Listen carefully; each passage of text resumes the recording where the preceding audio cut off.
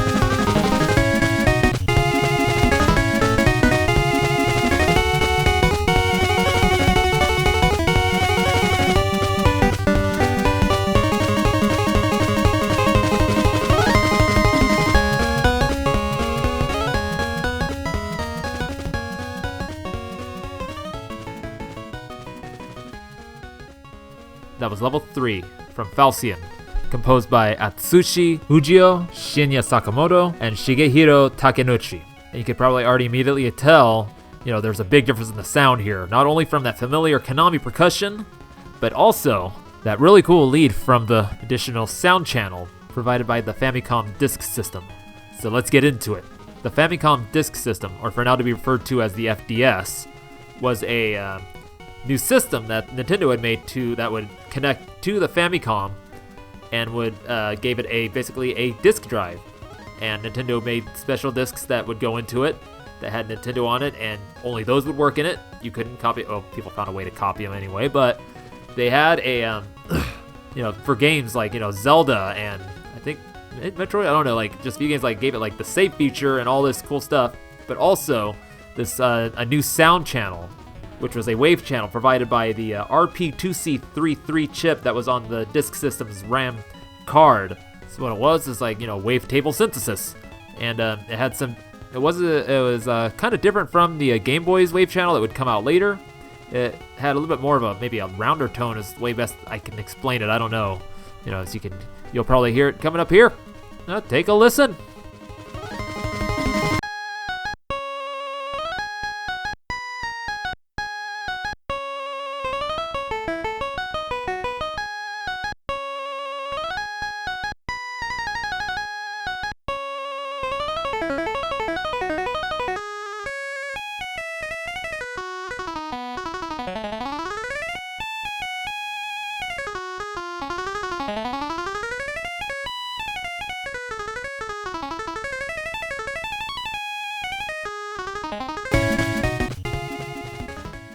As you can hear, not as crunchy or gritty as the Game Boy's wave channel, but yeah, it's kind of a little bit more softer, a little more gentler. I don't know. And actually, a fun fact for The Legend of Zelda that was released on the FDS, all the sound effects were made using this sound channel. And when we got it here in the States, they kept those sound effects in there, but they recorded the sound output and then played it through the DPCM channel on the on the 2A03, and they did the same thing for The Legend of Zelda: Link's Adventure. So that part where you get the game over screen and Ganon's looking at you and that laugh, there it is. That's that wave channel from that good old FDS, being lived vicariously through that sample channel. So now Falsion, what is? It is a quote-unquote 3D shooter made by Konami. Made to be used with the 3D glasses peripheral that was for the FDS. It was very similar to the Sega Master System's 3D glasses, except it used a different kind of shuttering thing in there, so it made it a little more cooler looking. I don't know, but it wasn't. From my reading, it was still pretty janky. The gameplay and everything. And to give you an idea how it looked, think Space Harrier, but 8-bit. And now these composers, Konami Kukeha Club members all. We have Atsushi Fujio, has done Gyrus, Life Force, Twin B3. Shigehiro Takanouchi, Metal Gear on the MSX, Gradius 2. And then Shinya Sakamoto, Green Beret, Esper Dream, Castlevania The Adventure, and Quarth. Short list, yes, but we have much ground to cover, so let's continue. We have our first actual expansion chip that went inside a Famicom cartridge. And the track made with it, I'm going to play for you, is Winga Celebration from Just Breed, composed by Kohei Tanaka.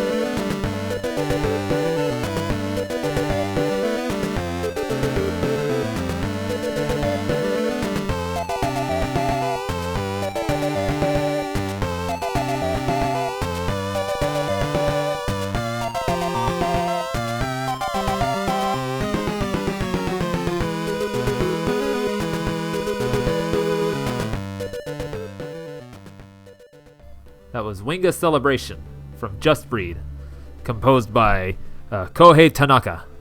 So now what's the MMC5 adding here? Well, it is adding 2 extra square channels, and then the samples are now being processed as a PCM in place of the DPCM of the 2083. Not much of a difference. It might sound a little cleaner, but you can only really tell if you're listening closely. And again, here there's a lot more technical jargon that just goes over my head, so I'm not gonna bother with that. So now I'm gonna show you what those 2 extra square channels are doing. I'm not gonna be soloing out the sample because it's, like I said, not too much of a difference really, so I'm not gonna bother with that. So here we go.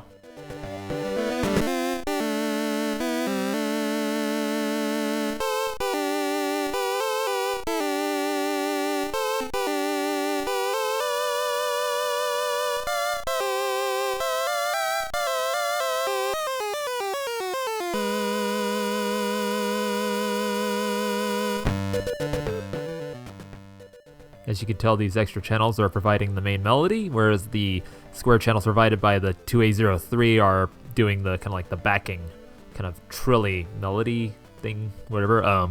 Yeah, and they're basically identical to each other as far as sound, because like it's just like they just took those, plopped them in this MMC5 chip. And about this MMC5 chip, it's more than just providing extra sound. It is the most powerful mapping chip created by Nintendo for the NES and the Famicom games. So meaning that it allowed for more processing power, like much more like things going on screen. So like you'd have like more cooler looking sprites or more colors going on, a lot more movements, a lot more like kind of like cool transitions and stuff. A good example would be it was used in Castlevania 3 because it had all these like multiple characters, multiple things going on. Like it was like a pretty big game for being on the NES, and a lot of pretty big compared to like Castlevania or Castlevania 2 before it. And it's because of this mapper chip, but it did not use the extra sound channels. That was provided by a separate chip, which we're going to be getting into in a bit. But now I'm going to tell you about the composer of this fine track. This is Kohei Tanaka, and started off, his first thing he did was Cybernetic High School Part 3 Gunbuster on the MSX. And so jumping ahead, he did the music for both Alundra and Alundra 2 on the PS1. Did music for a lot of Sakura Wars or Sakura Taisen in Japan, starting with the Saturn, then Game Boy, Game Boy Color, Dreamcast, PS2, PSP. Did music for the Bionic Commando remake. I think this is like the 2009 one. Let's see. Also did Gravity Rush and Gravity Rush 2, which is this last credit that I could find. And now Just Breed. What is Just Breed? It is a tactical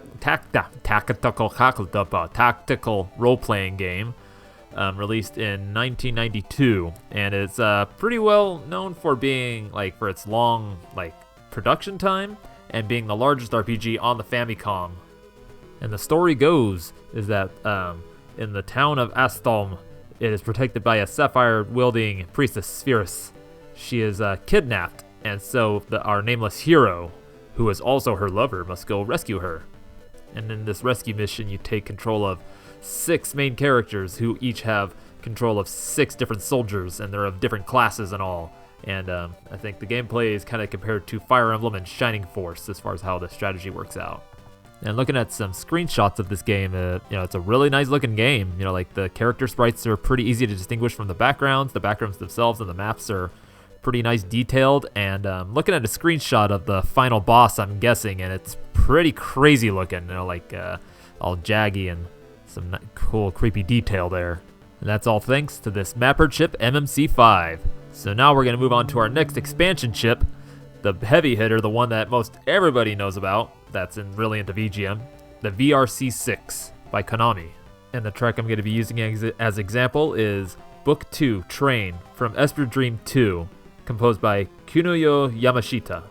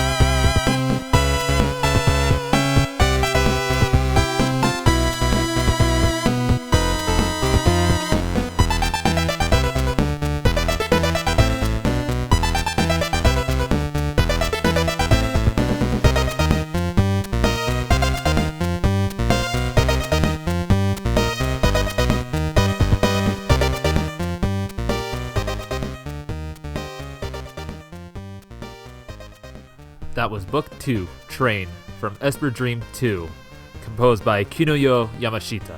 As you can probably tell, there's a lot more sounds going on. There's a kind of like a buzziness going on. There's some nice like kind of square, like some of the squares sound a little different. And well, the reason for that is that the VRC6 provides, once more, 2 extra square channels and a sawtooth. So with the square channels, they have 8 with like pulse width, like width of pulse of that. God, my tongue is so dry. Why? But okay, so whereas the regular square channels on the 2A03 have 4 widths of pulse, the VRC6's square channels have 8 widths of pulse, so it can have like much more like a dynamic sound. And the breakdown here is that the 2A03's square is kind of being used as like kind of like backing up the VRC6's one like first square channel for like the melodies, and then the second VRC6 square is being used for kind of like that counter melody. The second square of the 2A03 isn't being used at all, and then the sawtooth is being used to kind of give that buzzy backup to the triangle for the bass. But yeah, it's a pretty cool sounding thing, and you'll hear it like it was used in the Castlevania 3 or Akumajo Densetsu, as it is called in Japan. But you know, I'm getting a little ahead of myself here. I'm just gonna bring this up, solo it out for you so you can hear what's going on. Check it out.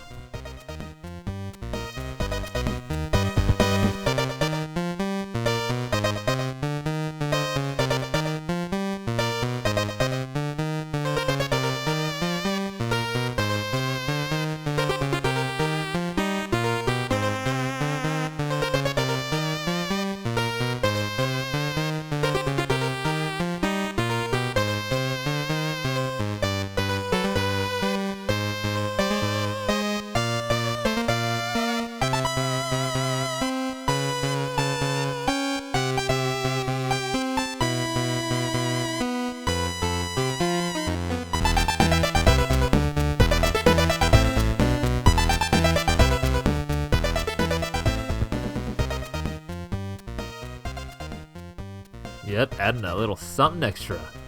So now a little tale. So, Castlevania 3, it comes out here in the States on the NES. Play it. It's a really awesome game, big. Like, you know, the music is pretty awesome. So now fast forward a few years later, the same kid who played the game and loved the music on that discovers on the internet that what we got was not the full thing. So, you know, you go do your search, you find it, and you're like blown away because there's just so much more sound. Like, it's so much fuller, so much like grittier because of that sawtooth. And it's like, why? What? How? Why were we deprived of this awesomeness? You know, whereas the Castlevania 3 was pretty rockin', the music in Akumajo Densetsu is like more so because of the extra like pulse width that the extra square channels could reach, giving it much more of kind of like that guitar twangy sound. And then that sawtooth, which is usually being used to overlay on top of the triangle bass to make it that much more grittier, grungier sound. But the reason why I didn't use the Castlevania 3 Akumajo Densetsu as an example here is because, you know, it's probably been done so many times. I just wanted to get a little something different in here, and I really like Esper Dream 2's soundtrack. It's really good. And so I thought I'd share another one with you.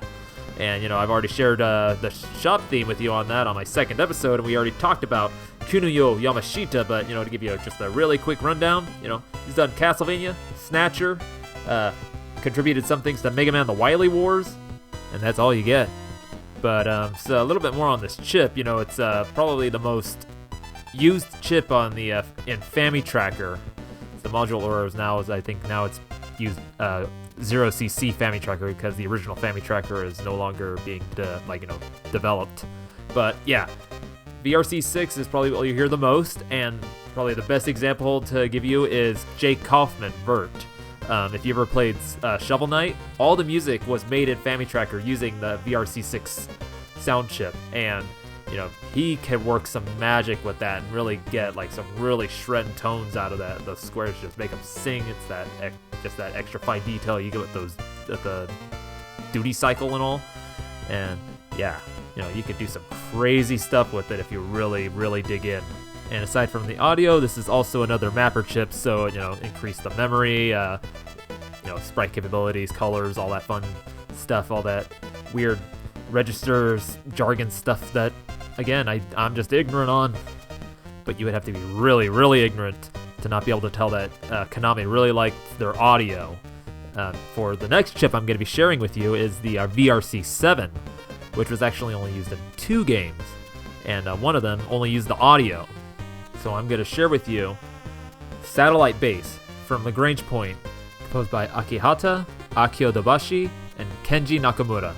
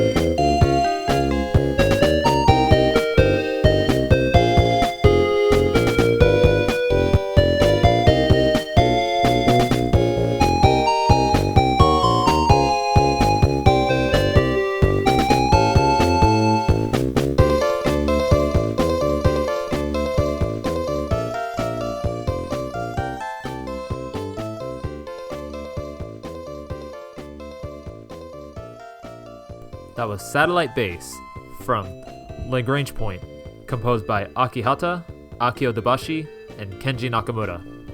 And what? Nintendo doesn't do FM. When I hear this kind of music, I think Sega. I think arcade games, but not Nintendo. Where's all my cheery bleep and bloops? Sorry to tell you, son, but they've been replaced by the smooth preset tones of the VRC7. And what it is another mapper chip created by Konami with the sound expansion, which is 6 channels of 2-op FM, 15 preset instruments, along with the ability for a 1 custom patch.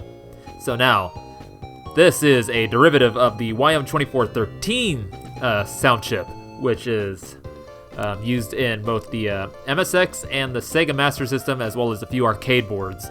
And, the patches in this are just slightly different from the patches in the YM2413. They're a little more softer, a little more rounder. And it's been recently found out that the VRC7 actually has the capability of the 9-channel, like the actual 9 channels that the YM2413 has, as well as the rhythm section. So making it 5 channels and 3 channels of the rhythm. But, that was not used in this game. That is Lagrange Point. Lagrange Point. Lagrange Point. Now, the interesting thing here is that all the melodic bits are provided by the FM of the VRC7, but all the percussion is provided by the pulse, the noise, and the sample channel of the 2A03. So it's a pretty cool thing. I'm gonna kind of solo out each part so you can hear that. So check it out.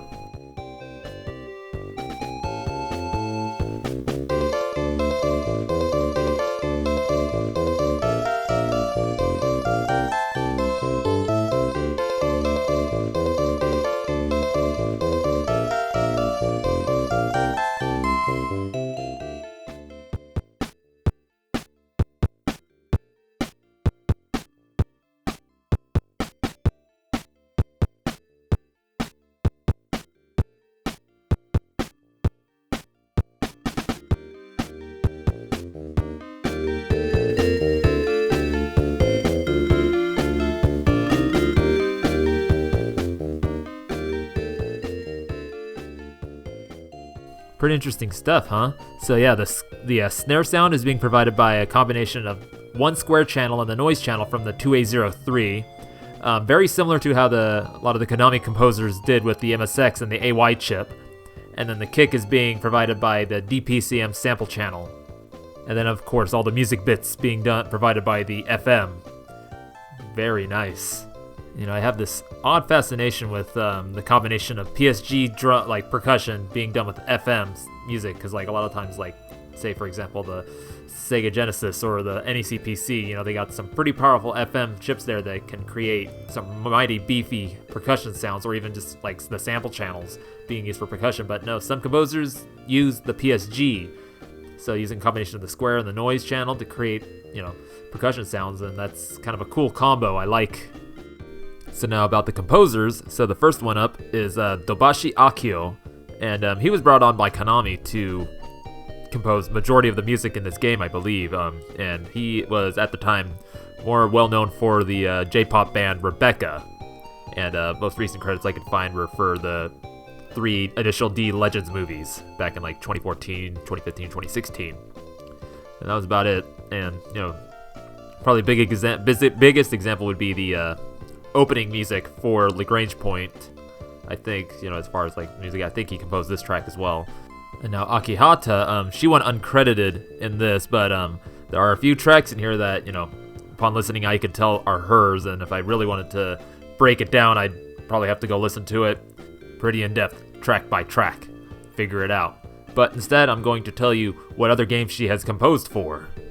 This game being her first game composition credit, and she would continue to work in Konami doing, Contra 3 Alien Wars on the SNES, Rocket Knight Adventures, and then she would, along with other composers and programmers from Konami, move into becoming Treasure, and helped with McDonald's Treasure Land, Basoju Senshi, Sailor Moon, Dynamite Heady, Light Crusader, and then jumping ahead, we're going to Bangai O on the Dreamcast. And then the latest credit I could find is Stella Glow on the 3DS, but she has also written music for multiple animes, has been a lyricist and songwriter for many musicians, and has also done her own music, like her own pop singles and everything. And now Kenji Nakamura, who is also uncredited, really the only thing I could find for as far as game credits was this, and then it seems I could find a couple things was looked like Idol Masters. He was like a keyboardist for multiple bands and everything. Possibly he was brought in with Dobashi to work on this game, maybe, I don't know. But I could also find another credit for maybe it might be another Kenji Nakamura for anime director and producer, but it's probably not the same guy. So now a bit about this game. It is a sci-fi RPG set in the far-off future of the 22nd century, and it takes place on a cluster of colonies in space. And as far as how it looks really nice. It looks really cool. It kind of looks like a step down from early Super Famicom RPGs, so like Dragon Quest IV, actually, I want to say. And you know, that's thanks to that VRC7 mapper chip. Not only audio, but also helping the visuals out. And kind of skimming it over, the story itself is pretty jam-packed. Some sci-fi conspiracy plots and cool little twists and turns going on. So a lot more from your standard fantasy fare that you were getting on the NES or the Famicom at the time.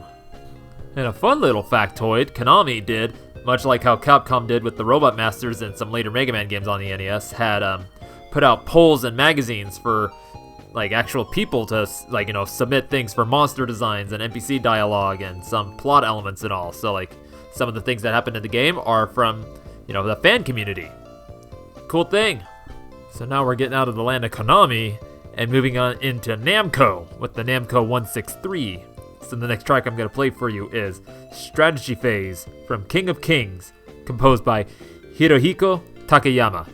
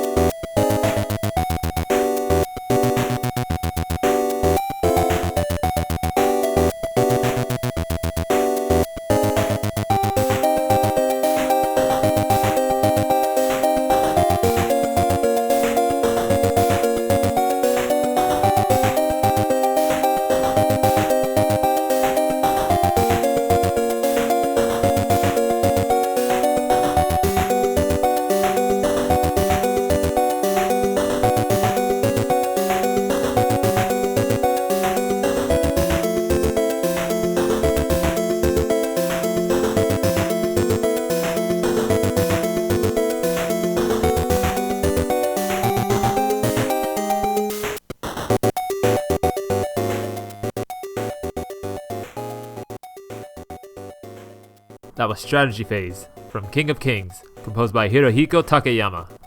And you may have noticed that this sounds more like something that would be on the PC Engine or TurboGrafx 16, and that is due to the Namco 163's 8-channel wavetable. Though actually this game and one other game, with Erika to Satoru no Yume Boken, which just so happens to also be composed by Hirohiko Takayama, are the only 2 games to have used all 8 channels. All the other games that were made using this chip only used 4, so that would be, let me run you down the quick list here. We got, Final Lap, Mappy, Rolling Thunder, Highlight 3, Digital Devil Story, Goddess Reincarnation 2. And a quick fun factoid is that Arc System Works was the first company to use this chip in, I believe, in the game Final Lap. And like I said, it was only the 4 channels.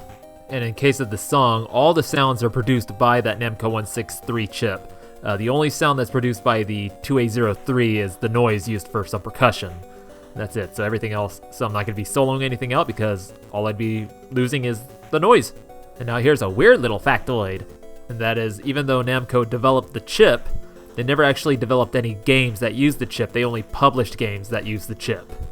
So let me tell you about Hirohiko Takayama. He got his start at Atlus, doing Digital Devil Monogatari, Megami Tensei, and then would go on to do Karate Kid, Zexys, that Erika game, and this game, Friday the 13th, and then let's jump ahead here. He also did, Bonk's Revenge, Time Zone, Adventure Island 3 on the NES, Lemmings on the Genesis Mega Drive, and then his last credit is Uchu Saibutsu Floppon-kun. And then he also made music for quite a few unreleased titles, so we got Adventure Romance, Battle Ball, Gaia, Happily Ever After, Sunman, just to name a few of those. And during his time at Atlus, he composed all his music with a driver by Tsukasa Masuko in hexadecimal on MS-DOS, and then later would be using a driver by Michiya Hirasawa. Man, coming at you with the deep dives. So since 1998, he founded Aeon Do, where people can purchase the music that he's just producing himself for nothing else other than, just to make it. And he's also teaches at a college, and he's currently writing books on music composing, software, and, other things. And so now about this game, King of Kings, developed by Atlus. It is another strategy game, but more of kind of like a resource management one, I think. So kind of looking at it, how the system works is that you have a king, you keep him in the castle, and then as long as he's in the castle, you can produce stuff, produce foods, goods, weapons, more funds for your troops to go out and do battles, and their movement is limited by how much food they have in stock. So if they run out of food, they're stuck until a monk or somehow they're able to get back to the castle to heal. I don't know, some wacky stuff. You got 22 different types of playable units, so that's going to be a lot of mouths to feed. So you got to keep that supply line going. And where we're going is the last track of the episode. So what I'm going to kind of send you off here with is from Gimmick. It's going to be a Good Night Take 2 by Masashi Kageyama.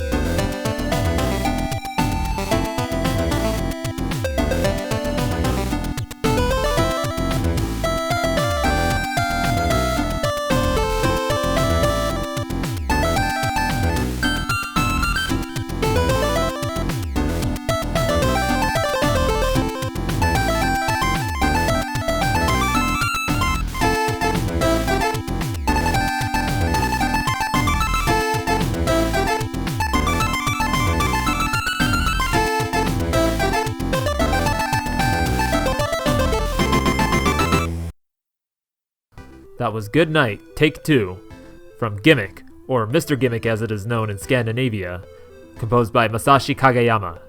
And boy howdy did he take that Sunsoft sound, those really powerful triangle kicks and snares, that Sunsoft bass, and just kicked it up a notch.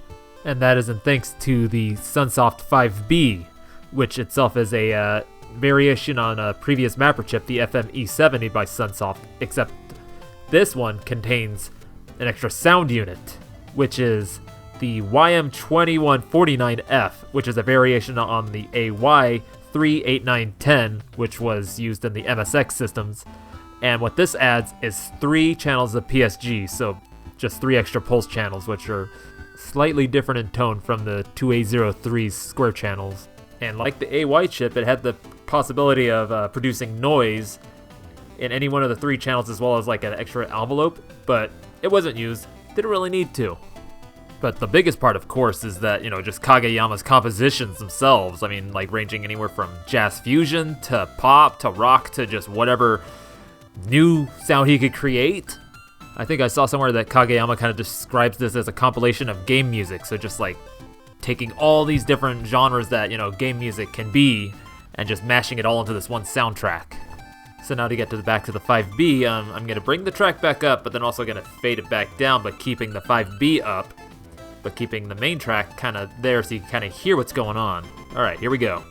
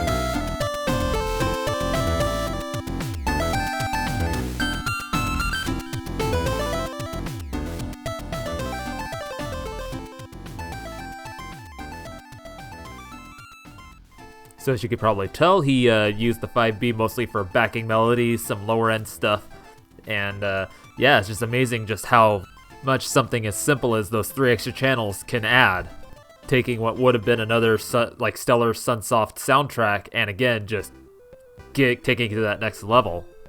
You take that and combine it with Kageyama's love and knowledge of just these different musical genres, and you just get amazing good sounds. And another big help would also be that Tomomi Sakai, the director of this game, and Kageyama shared very similar musical tastes. So, Tomomi would suggest this to Kageyama, say like, hey, could you fit this in there, make music sound like this? And, he would do it. And then also other staff that were working on the game would, just come at him with suggestions, say, hey, put this in here, put that in there. So that's kind of also another reason why the soundtrack is just so varied, is because taking in his own musical taste, taking in like the taste of the other staff, and kind of just making it work as one cohesive piece. It's amazing. All right, so now what other games has Masashi Kageyama composed for? Well, the list isn't big, so we're gonna go down it real quick here. So started out with Outlive on PC Engine, then Benkai Gaiden on the PC Engine, Mr. Gimmick, this game, Robot Construction on the X68000, Benkai Gaiden Suna no Sho on the Super Famicom, Daisa Tono-sama Apare Ichiban on the Super Famicom, Iwatoba, Penguin, Rocky, X Hopper on the PS1, The Solitaire on PS1, and then his last actual video game OST, which is Purumui Purumui on the PS1. And then he most recently contributed a few songs to a game series called Opaidius. If you know what the word Opai is, you can imagine what this game probably is. Now, one last little note is that there's this mini documentary 6-parter called Diggin' in the Carts, which covers like the VGM history from like the early bleeps and bloops of the arcade all the way up to like when games started using CD audio in like PS1 era and stuff. And in one of the episodes they talk about like kind of the expansion chips of the Famicoms, and one of the parts, I think the last bit, is talking about this game Gimmick and its soundtrack, and they have some interviews with Kageyama, and oh man, he's just a sweet little man, just with saxophone, riding his bike around rice fields, like they actually start like play some of the music while showing him riding around on his bike, and it's just so like, I don't know, it's kind of just endearing, really, really nice to see. And like I said, he has a saxophone, he's just making faces at you. He's like, what my wife would call a nice baby. And actually, this documentary is kind of one of the things that inspired me to, do my 1 month trip in Japan. I'll probably do a whole episode on that at some point. And so there you have it, a quick rundown of all the different expansion chips that for audio on the Famicom.